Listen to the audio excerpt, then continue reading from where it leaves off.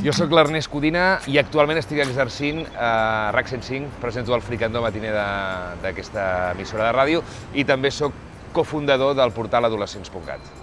Alguna vegada sí que m'he trobat algun cas d'incivisme a la xarxa, sobretot com a controlador, que he estat durant molt temps, de tot allò que passa al voltant d'adolescents.cat.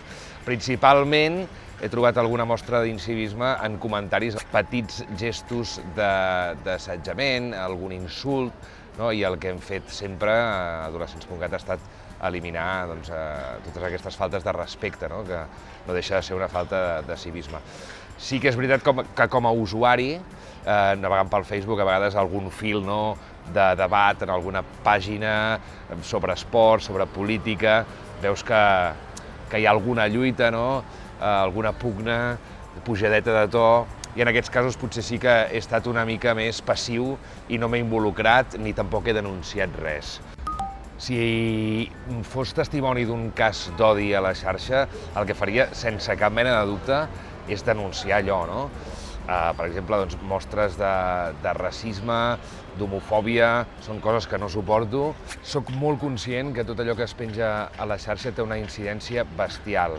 I de fet tinc la sensació que darrerament tots aquells que naveguem per internet som conscients que allò que es comparteix a la xarxa té uns efectes brutals.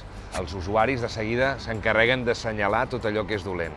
Fixem-nos, si no, per exemple, en un cas que hi va haver aquí a la Diagonal de Barcelona d'una noia que estava tranquil·lament esperant per creuar un pas de peatons i un individu, sense cap tipus de senderi, va anar per darrere i li va clavar una cossa que la podria haver lesionat greument.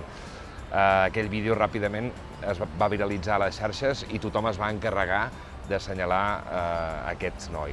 Potser hi ha més vulnerabilitat en el públic adolescent, que conec bé, i que, com que ja han nascut en l'era digital, pensen que això és normal i no són tan conscients dels riscos que els que vam néixer en una altra etapa, que hem hagut d'anar estudiant el mitjà per entendre'ns. Ha d'establir-se un paral·lelisme amb el civisme que coneixem del carrer. És a dir, hi ha d'haver un codi penal, uns comportaments que són correctes i incorrectes, que s'han de perseguir les males accions i que els usuaris hem de ser conscients que navegar per la xarxa és com caminar pel carrer.